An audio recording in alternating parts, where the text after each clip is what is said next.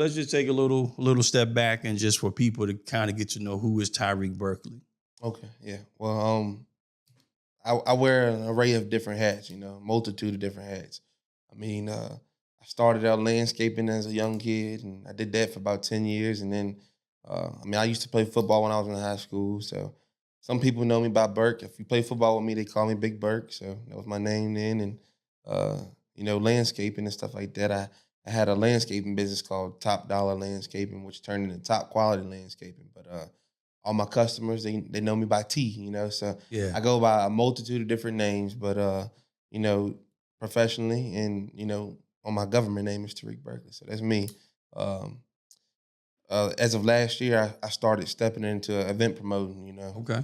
And this upcoming weekend, I got the Soul Rhythm and Boots Festival this Saturday at the City Stadium. So, Okay. Okay, so when I'm thinking about that, right, I'm on social media and I'm seeing when that song on TikTok came up, Boots on the Ground. Mm-hmm. So then I think it's shining a lot of light on that type of culture because I think it's like a cultural thing, right? Oh, yeah. But you were doing it a year ago. So what made you start this a year ago before everybody got on that type of train? Okay, so that's a good question. That's a good point right there. I'm glad you notified that it was, before everything got magnified. Yeah. That song came out November, December, and the event I did it last August. But so one of my main hats is I'm a nuclear technician, so I travel a lot, and working in a nuclear factory, you got to have on steel toe shoes. So wear boots, Mm-hmm. And prior to being a nuclear, I was, like I told you, I had a landscaping business. I did that from the age of 12 to 22. I always wear boots, and specifically cowboy boots, I don't call them cowboy boots. I just call them boots. Yeah. But yeah, just square toe boots. That was my thing. And I accumulated a mass amount over the years. And how we got on topic of doing the event last year, my uncle, he was in my house and I had all my boots lined up at the door. And I had family and friends coming over and stuff like that. But I had one of my coworkers come by the house that day. We were about to go fishing. And they came in and was like, man, I like your boots, man. That's some nice boots right there. And then one of my friends, Julian, he came by. He saw the boots as well. And he asked me if I had a free pair, I'd be willing to give him. And I didn't have nothing to give him. But like I said, I had all them boots lined up at the door. And my uncle, he texted me as soon as I left. And I went to the pond. And he said, I was fishing. And I looked at my phone. I said, what are you talking about? So I'm looking at the phone. And he texted me and said, I think you should have a boot party. Boot party? I ain't doing no boot party, Mm-hmm. Told my coworker, I was like, my uncle talking about I should have a boot party. And she was like, well, honestly, I think you should because you know everybody. So I'm like, yeah, well, I'll think about it.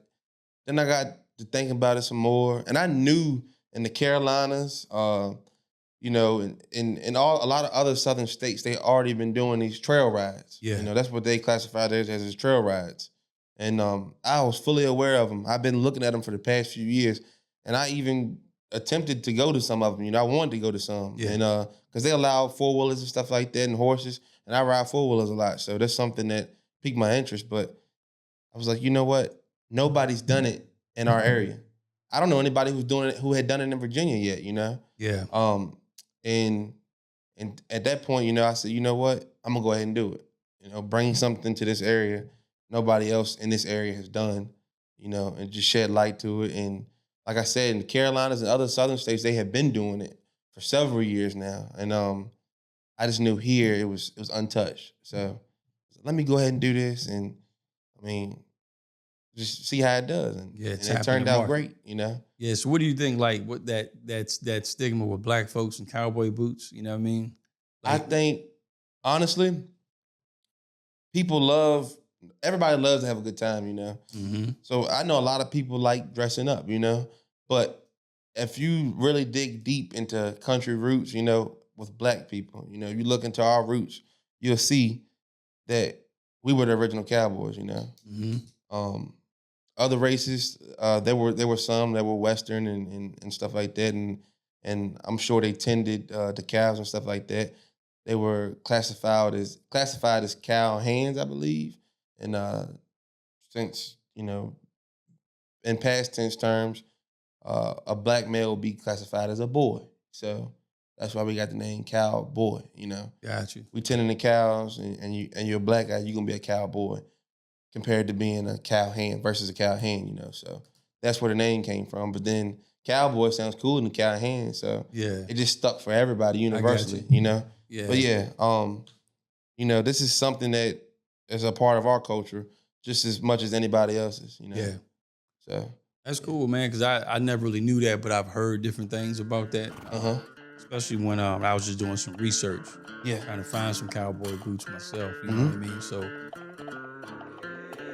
Angel on the track.